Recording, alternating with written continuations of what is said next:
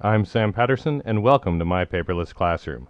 This is part 3 of a 3-part discussion of my Makerspace curriculum.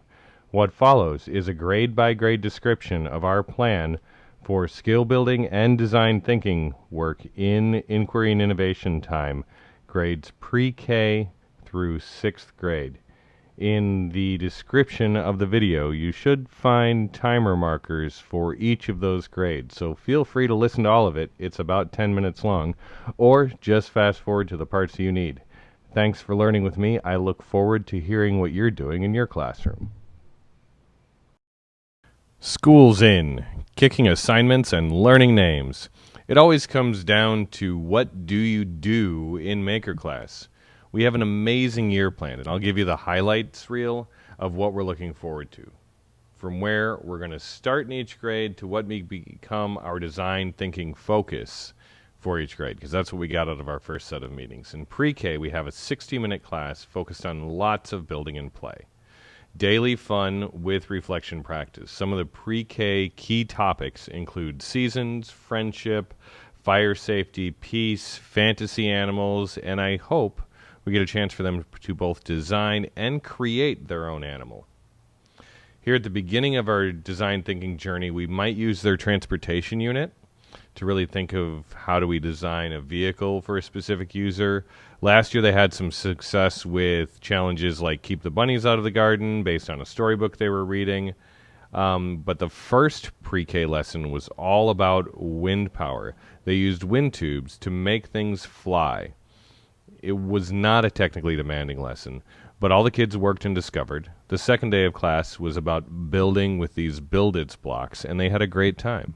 And from there, we're going to go into more complicated building and learning activities together. There are so many exciting things to learn and do in the Makerspace STEAM Lab with kindergarten. The place we're beginning is simple making, all paper-based the first few days. The first day we're going to make paper airplanes. The second day we're going to be working on paper boats. And we're going to connect the paper boats to a couple stories about boats. And then they're going to design a bridge, and we're going to connect that to Billy Goat's Gruff.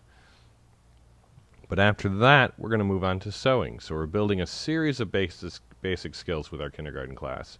And the sewing will begin with simple shapes that we've already cut out and move up to patterning, designing, cutting, but this will all be hand sewing at this point. As we move through the year, we're going to have several story-based lessons for developing our design thinking work, and we're going to adopt our users from those storybooks. We're also looking to build sewing skills in order to build puppets, hopefully also from storybooks. So we have design thinking going through all of the grades, and what you'll notice is we have much more mediated experiences with the younger students with a lot more comfort around them. And then as we work with the older students, we get them to do more and more publicly adventurous things, more things rooted in the community where they're reaching outside of our small school community to find experts to talk to. The first graders had a great first day building airplanes, and their reflections were awesome. They wrote a bit, they drew a picture. It was all crayon and paper, very simple. And I'm looking forward to building on those skills. Last year they had an electric quilt they did, which was a felt quilt with felt panels on it. And each student created a panel for it with LEDs. And they have a house build in November and a desert habitat project. These existing projects are going to become the foundation upon which we build our design thinking lessons. So I'm going to work with the teachers on the projects they already have in existence so that we can spend our Makerspace inquiry innovation time really supporting the design thinking aspect of those lessons. With the house build in November, we'll be developing our building skills, measuring, cutting, and joining, and we're going to be working on those all the way up to November, starting with paper and then moving into cardboard. Very similar to kindergarten, but in first grade, we're going to use more advanced tools. We're going to get more technical with the cardboard build. My second graders are so excited. They are all action-reaction. They are the engineers of chaos and the celebrators of all stages of life. We begin with the engineering of dreams, questing after flight. Day one, we did paper airplanes. Day two, they designed airships, balloons, that kind of thing, to hold 5 spools aloft in a wind tube, kind of trying to achieve some neutral buoyancy. And this connects to the story Around the World in 80 Days. We're going to continue that next week with some more design work. Our keywords in the development file are measurement in Minecraft, life cycle stop motion, butterfly time lapse, chicken cam, habitat construction, marble run, and Rube Goldberg machines. Our top contenders for design thinking in second grade have to do with connecting to Around the World in 80 Days, kind of a flight challenge, an animal habitat design project, and the Rube Goldberg machines that do something for someone. See, we've got a lot of room to kind of nuance that detail in there to make it really relevant. Third grade is kind of the apex of our cardboard contractor curriculum, to drop a bunch of C's in there in a row. They did well with paper airplane construction. Next round will be a simple, small-scale cardboard building. Might be a model or a small game. I have to talk to the teachers about that. Over the next few weeks, we're going to develop our advanced building techniques. And some of the really good design thinking possibilities we're looking at include an established third grade California or Los Angeles history project, where we can get them to do some incredibly local work, possibly about an old rail line that used to run near the school. We're going to do a cardboard arcade challenge where we're going to ask them to design games for first or second graders. So that will be great because we'll bring them in as users. And they have a magnetic houses project and a Frindle dictionary project, which the teachers have said we should definitely bring under the awesome guiding influence of design thinking. The full court press for technical reading and writing begins in earnest in 4th grade.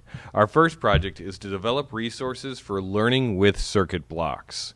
When we're starting with circuits and with circuit blocks, we're going to be then moving from there into little bits and Scratch and Makey. So we're using circuit blocks as kind of our foundation for how to build circuits. And instead of spending a lot of time teaching the students exactly what circuit blocks do, I'm asking them to research them and write their own handbook. The design thinking opportunities that we face in 4th grade are manifold and super exciting. One of them is to create a Gold Rush game. There's a challenge that focuses around James and the Giant Peach, designing a house. We have animal adaptation work we can tap into. And all of these allow us to create situations where we're supporting choice from a menu of available ways to address a challenge. As far as skills, I want my 4th graders to be Scratch, Makey, independent by spring. And that will allow them to do a lot of other really cool stuff, especially in 5th and 6th grade as we go. I mean, wouldn't it be great if the kids decided they wanted to sew a piano? Both 5th and 6th grade will be starting with circuits and moving quickly into programming and Makey. The curriculum won't be the same year after year. It's going to have to be progressive, and I'm starting with the point of biggest transformation or impact. Simple circuit work and an introduction to Makey should get the whole group building cool and functional things fast. The idea is to run 3 skill-building classes focused on a specific tool and the basics. Circuit blocks, little bits, Makey. And then on the 4th class, provide a challenge and let them choose how they're responding to that challenge and which tools they feel like using. 5th grade has some existing projects that can be brought into digital design thinking. In our discussion, there was a need for more advanced building tips and tricks and how to construct with cardboard. 5th grade is also a great spot to have the kids build tutorial videos as they figure out stuff. This will require studying tutorial videos and figuring out what makes a good tutorial video. Also, we've been learning about universal access standards, and we'll have to make sure our videos are captioned to be enjoyable by everyone. In our meetings, I told the 6th grade team they had it the toughest And the reality was that even though we're doing our best to focus on process over product, sixth grade is the last grade in our school, and the process is clearly ending. Both fifth and sixth grade students made some great video reflections with very little art direction or support, and this was set up as a station in the classroom. I'm looking forward to some awesome work over the course of this year, and I'm going to share that out here with you on my paperless classroom. This was our beginning of the year curriculum check-in from the Makerspace.